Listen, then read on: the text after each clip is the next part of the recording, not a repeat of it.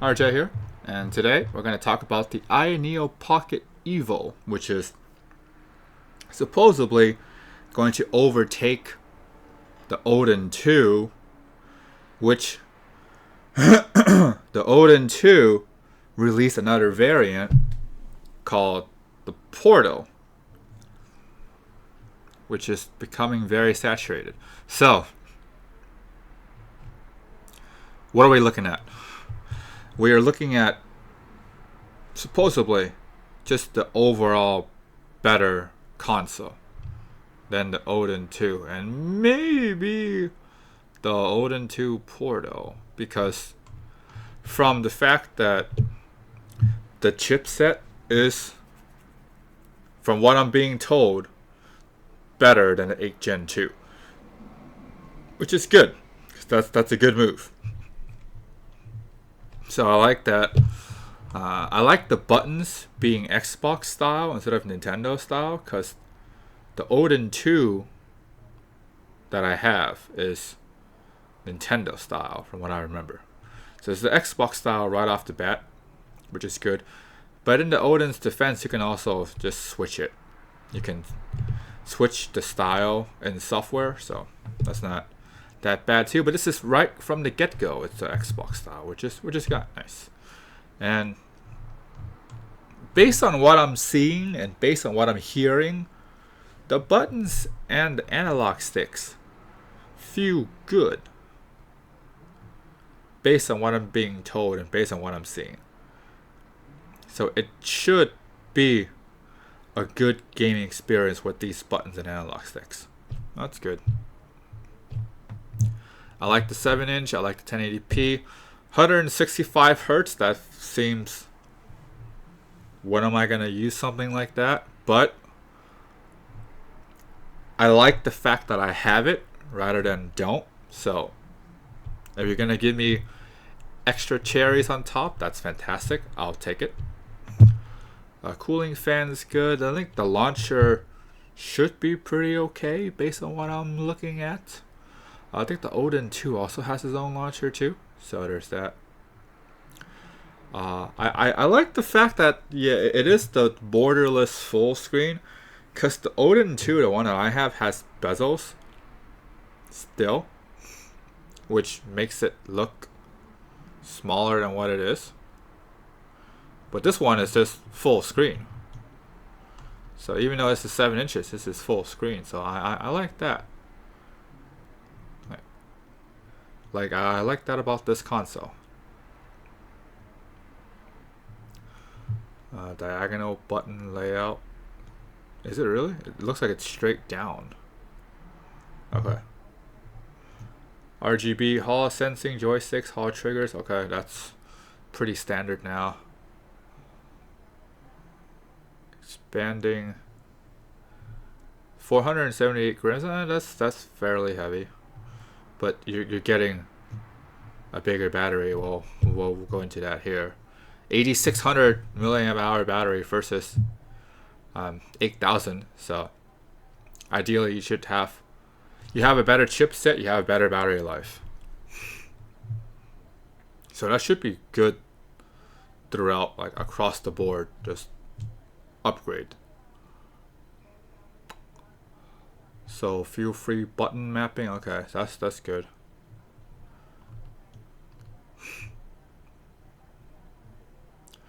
The 7-inch, I think that's really like the sweet spot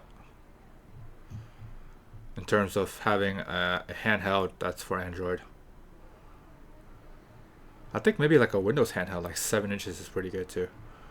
But it's just based off of the Ally X that I have, like, because of the giant bezels, it makes it look like it's small, but it's probably not that small. Because this one doesn't have bezel, so it makes it appears bigger than what it is. But I think that's good enough, to be honest. 165 hertz, refresh rate. Okay, yeah, we talked about that. Oh, you can go all the way down to 60 hertz. I think most likely I'll just do that. If or when or if I decide to get the console, I can just do that, like the 60 hertz. It seems like it's fine for my use case.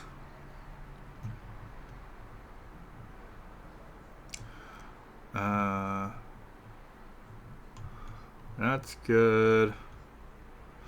You know, like the console looks pretty. It looks very pretty in white or black or retro. Because there's a retro power one that's the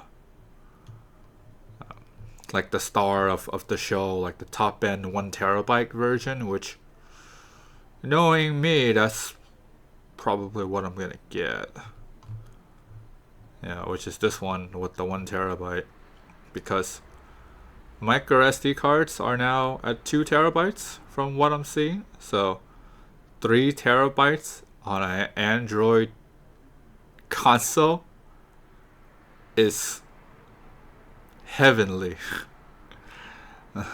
Like, I don't need to worry about storage. There's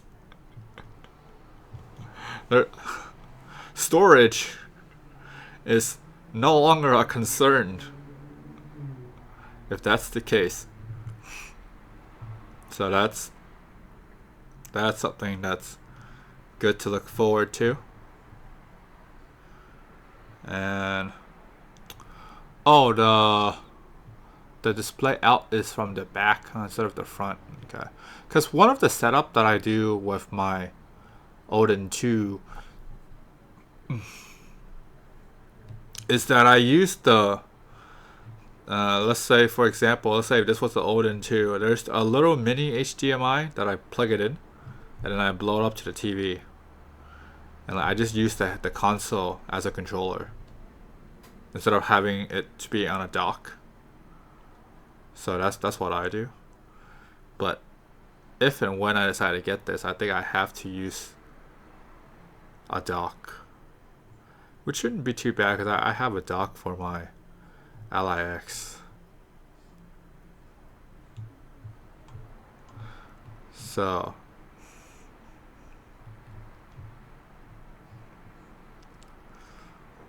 15 watts performance. The Ally X has 15 watts performance.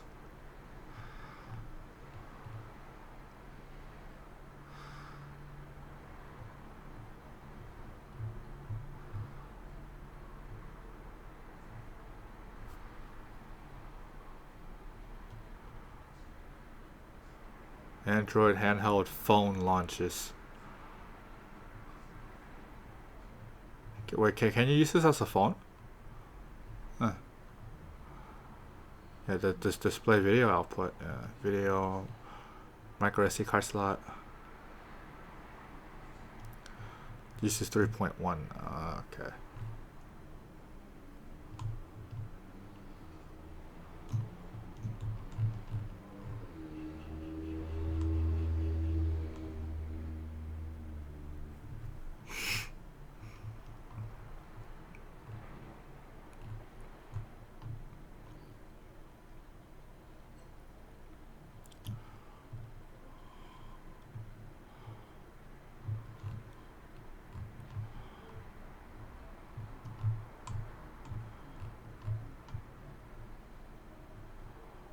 Eight, 8600 milliamp hours should be at least a day and a half.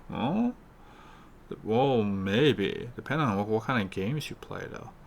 Because I think if you're going on like the upper end of the tiers in terms of console, a certain tier of console where, depending on which type of games and what type of emulator that's being used for that particular console, can reduce battery life, but by how much, I don't know. So there's that, but yeah, that's one thing to think about.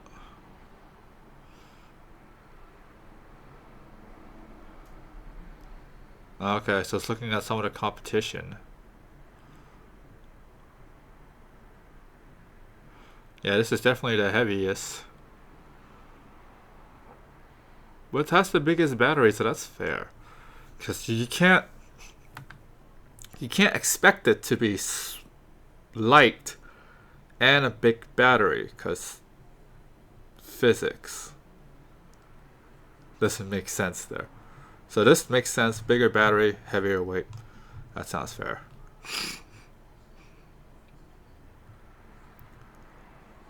So control upgrades. Okay.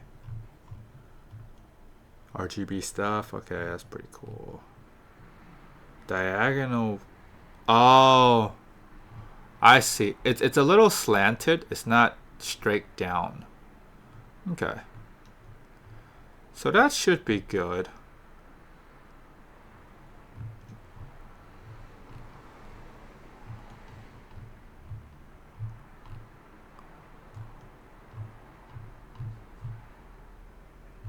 Okay.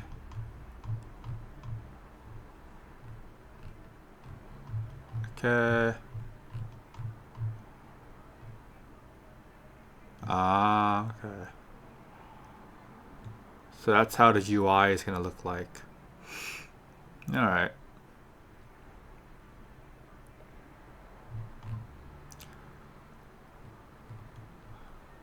Okay, it has a built-in button mapping. I think the Odin 2 also has that too.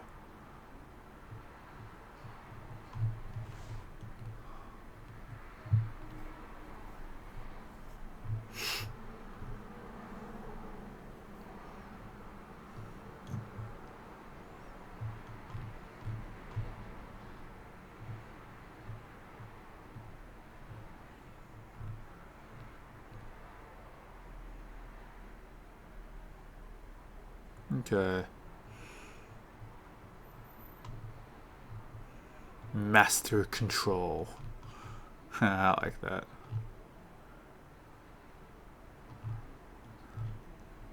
That's a typo.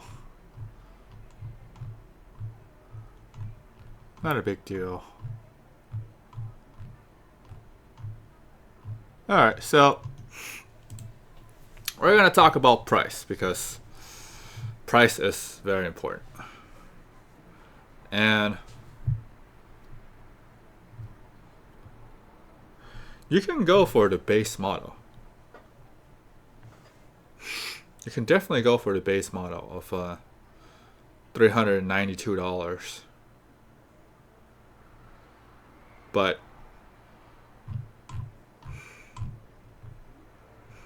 we're probably gonna do this if I were to get the console myself. Just because the pure fact that I can do a terabyte and 24 gigs of RAM on this storage. What storage? Or hang on, storage doesn't matter. Okay, I'm gonna go with that. That sounds better. So I probably swing for this one for the $644. So this one sounds like the one to go with. But what I want to know is it worth it? Because if someone like me that has the Ally X, I mean, I can pretty much do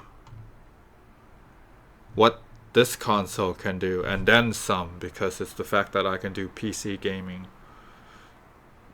And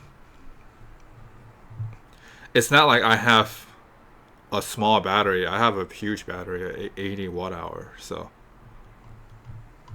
I feel like if I didn't have the Ally X, I would probably get this.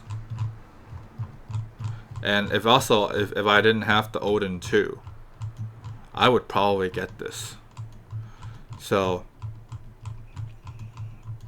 just looking at a couple of standpoints, let's say, for example, if I am like relatively new to the scene and I want a handheld console that's Android, that does everything. It just has the potential to do everything Android wise. I would do this in a heartbeat. I think, yeah, the price is high. I'm not gonna lie, the price is high. But if you have the money for it, and you want, because let's face it, let's just say for example, right? If you're gonna do like a smartphone with a micro SD card slot and headphone jack, you have one choice, which is the Sony Xperia 1.6, which has the Snapdragon 8 Gen 3, which I think should be better than this. I think I'm not sure. Please comment down below and let me know. But that's $1,000, and I don't even have a terabyte. So there's that. And the biggest debate is that I have to share resources. So let's say if I have a phone and a gaming console, well, I'm just gonna use the gaming console to do all of the gaming needs, and then the phone can have a lot of resources spare left for phone calls and communications and things like that. So there's that. So that's gonna be the debate. But most likely, I feel like if you're getting into the handheld scene, you're kind of anti-phone anyways. That's what I'm feeling like. Let me know if that's correct or not. But if you're someone that's into the handheld gaming scene, you probably have an iPhone and you don't really care about phones. That's what I'm getting at, because a lot of the people that I watch, like, their main phone is an iPhone and they don't care for phone stuff. So okay, so let's just kind of assume that that's also you. Okay, then yeah, I go for this thing right off the bat.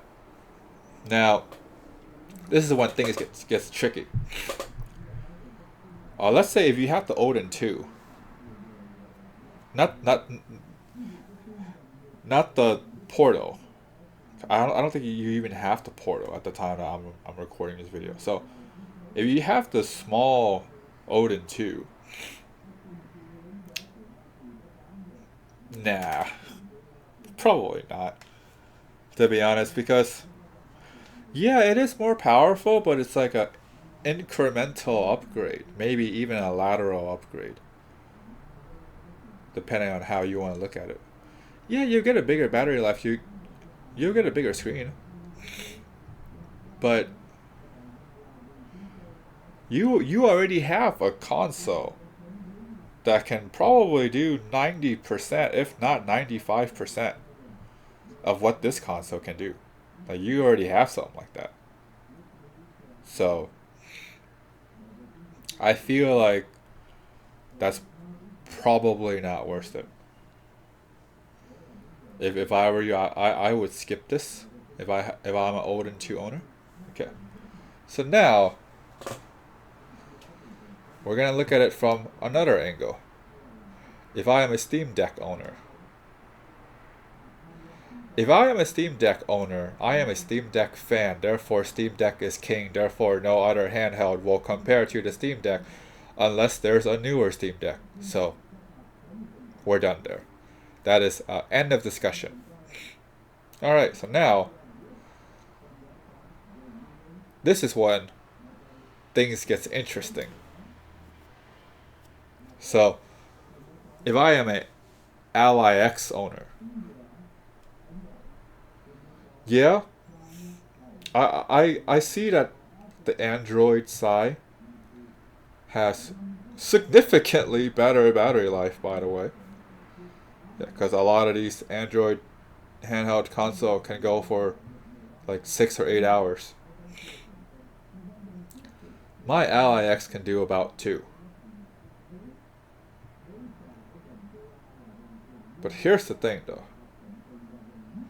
The type of access that I have is significantly wider than this console. Because just purely based off of the fact that I can play PC games. And this can play PC games. It's not like it can't because of Win Later. But the wait for it to get to that level is not necessarily a short wait. So there's that. And also, if I were to push this thing to the limit, which, let's face it, if I want to play PC games, that's pushing it. My battery life is probably not going to be anywhere between 6 to 8 hours. It's probably going to be somewhere between 2 to 4 hours, which is kind of in line with the Ally X. Kind of. That's a stretch. Kind of. So, this is what I'm saying. From the standpoint of a Ally X owner, I would say,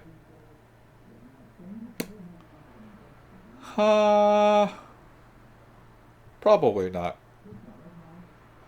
Just more of, yeah, I see the benefit of better battery life, but I also see the cost of not playing PC games, which to me is a big cost, but to you it may not be. So it's kind of up in the air, to be honest, from the outlook of an Ally X owner. But let's say if you don't have an Ally X, let's say if you have like maybe a Lenovo Legion Go or something like that, something where battery life is a pretty big issue still for you. I can see that. I can see you giving up PC gaming to have better battery life. To do Android gaming for a while until your next Legion Go console comes out, with hopefully significantly better battery life. I can see that. I can see this being a intermittent console, kind of a space in between the what you really want but can't have just because of the pure fact that it's not out yet, and what to do in the meantime. Like, I can see that. Like, I see that within this console. But from a overall point of view, I honestly think this is a great console, because based off of the feature set and overall presentation, I feel like it's great. But knowing Ayaneo, they'll probably make another one 3 months later. just being completely honest, like, they'll probably do one more 3 months down the line. So that's neither here nor there. But if you want to quote unquote future proof, is that even a thing anymore? That's what I'm kind of wondering. But anyways, yeah, that's pretty much it. Those are like my thoughts and feelings about it. If you're new to the channel, hey, welcome. Thank you for watching. Click like, subscribe, thumbs up, comment for more content. You guys stay awesome.